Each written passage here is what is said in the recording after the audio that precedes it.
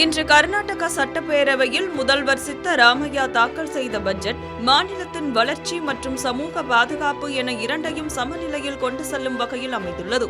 குறிப்பாக தொழில்நுட்ப மையமாக திகழும் பெங்களூரில் வளரும் தலைமுறையினரை இணைய அடிமைத்தனத்தின் பிடியிலிருந்து மீட்க அரசு ஒரு அதிரடியான முடிவை எடுத்திருக்கிறது.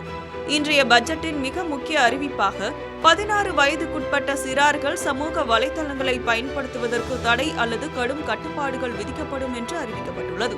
சமூக வலைதளங்களால் மாணவர்களின் கல்வி பாதிக்கப்படுவது, சைபர் குற்றங்கள் மற்றும் மனநல சிக்கல்கள் ஏற்படுவது போன்ற கவலைகளை போக்க ஆஸ்திரேலியா மற்றும் ஐரோப்பிய நாடுகளின் முன்மாதிரியை பின்பற்றி கர்நாடகா இந்த நடவடிக்கையை மேற்கொண்டுள்ளது. குறிப்பிடத்தக்க விஷயம் என்னவென்றால், இந்தியாவில் 16 வயதுக்குட்பட்ட சிறுவர்களுக்கு சமூக வலைதளங்களை பயன்படுத்த தடை விதிக்கப் போவதாக தனது பட்ஜெட்டில் அதிகாரப்பூர்வமாக அறிவித்த முதல் மாநிலம் கர்நாடகா தான்.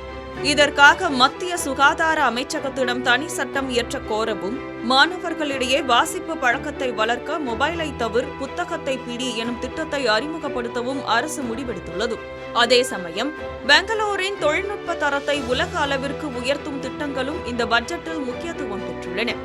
இந்திய அறிவியல் கழகத்துடன் இணைந்து செயற்கை நுண்ணறிவு பூங்கா, இஸ்ரோ உதவியுடன் பெங்களூரு ரோபோட்டிக்ஸ் மற்றும் AI புத்தாக்க மண்டலம் மற்றும் 16 கோடி ரூபாய் மதிப்பீட்டில் AI சிறப்பு மையம் அமைக்கப்பட உள்ளது. போக்குவரத்து நெரிசலை குறைக்க பெங்களூரின் முக்கிய வழித்தடங்களை இணைக்கும் வகையில் 40 கிலோமீட்டர் தூரத்திற்கு வடக்கு, தெற்கு மற்றும் கிழக்கு மேற்கு காரிடார் திட்டங்களுக்கு சுமார் 40,000 கோடி ரூபாய் ஒதுக்கப்பட்டுள்ளது. மேலும் ஹெபல் முதல் மேக்ரி சர்க்கிள் வரை 2250 கோடி ரூபாயில் சுரங்கப்பாதை அமைக்கும் திட்டமும் அறிவிக்கப்பட்டுள்ளது.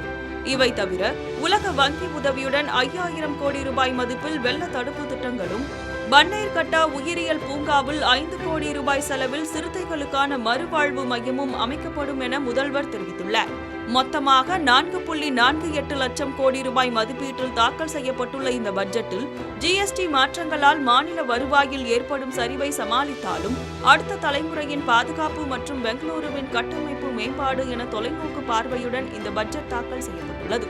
ஏற்கனவே ஆந்திரா மற்றும் கோவா மாநிலங்கள் இத்தகைய கட்டுப்பாடுகளை பற்றி ஆலோசித்து வரும் நிலையில் கர்நாடகாவின் இந்த அறிவிப்பு இந்தியா முழுவதும் இணைய பாதுகாப்பில் புதியதொரு மாற்றத்திற்கே வித்திட்டிருக்கிறது.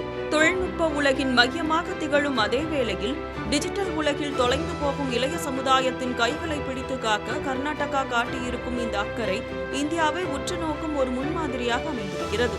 பெங்களூருவின் இந்த டிஜிட்டல் பாதுகாப்பு பயணம் வெற்றி பெறுமா? தொழில்நுட்ப நிறுவனங்கள் இதற்கு எப்படி துணையாக நிற்கப் போகின்றன என்பதுதான் தற்போது அனைவரின் எதிர்பார்ப்பாக உள்ளது.